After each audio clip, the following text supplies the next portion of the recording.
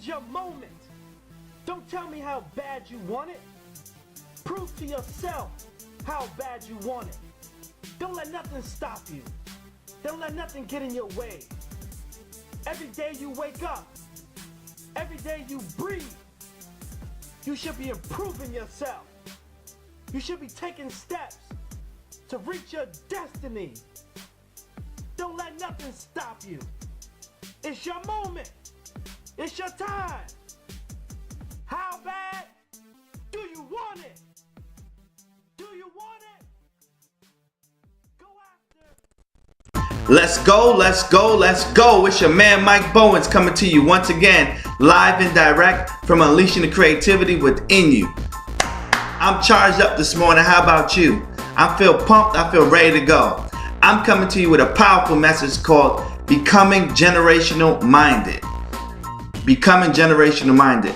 You know, I really thought about this. I prayed about this, and I said, this is a message that I feel like people need to hear. When I was a young child, I didn't grow up with my father in my life. And so at some point in time, when you're starting to become from a young boy to a teenager to a man, you're trying to figure out what it is that you want to be in life. And I felt like at times, by my father not being in my life, I felt that it was selfish of him. Because as I got older, I started to recognize and realize that you don't live just for yourself, especially when you have children, okay? What you do it's important for you to leave behind a legacy, because you will have a legacy. The scripture says a good man leaves an inheritance to his children's children. That means my grandchildren, right? Not just my kids, but my grandchildren should benefit for what I'm doing today.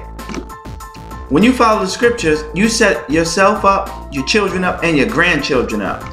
And it bothered me as I got as a teenager, because I was like, man, he's not there for me, so I'm not getting no wisdom. I'm not getting no guidance. I'm not getting no instructions. I'm not getting no understanding. You don't leave me behind any assets, any property, any money. I don't know what career path to take at that point in time. So I kind of was lost in the shuffle. Thank God for my mom, and through prayer and then self-realization, I was able to say, okay, these are my gifts, these are my talents, and this is what I can use to be a blessing to others and to set my children up when they reach a certain age and they get ready to have kids, that they won't be lost in the sauce. And I think that's a problem with a lot of people, is they're not generational minded. You're just thinking, okay, I'm gonna get enough for me. Okay, I'm gonna work at a job for me. But don't take offense to what I'm gonna say. But listen to me. Employment is good. But think about this. When you work at a job, can you pass that job on to your children? You can't, because you didn't set that company up. But there are some things that you could do. Maybe you're not the business type. Maybe you're not the person that say, I'm gonna own a business, Mike. That's not me. But everybody can own property or stock, something.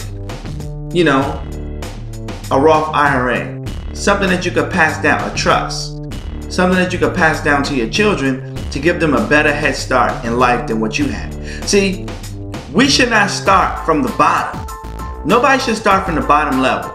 You should, I don't care if you live in a village, if you can save up somehow to get a cow that you could pass down to your child when they reach a certain age, that they can have that cow or cows, male and female cow, that they can keep reproducing. You need to do everything in your power to do that. Because we shouldn't start, when you come into this world, you shouldn't have to start from the bottom, especially when you have parents. You should be at least able to start from mid-level. So you can go from mid-level to a higher level and perpetually keep that influence in that change, that upward spiral in the family bloodline. It's important. It's important because guess what? I'm not just talking about money.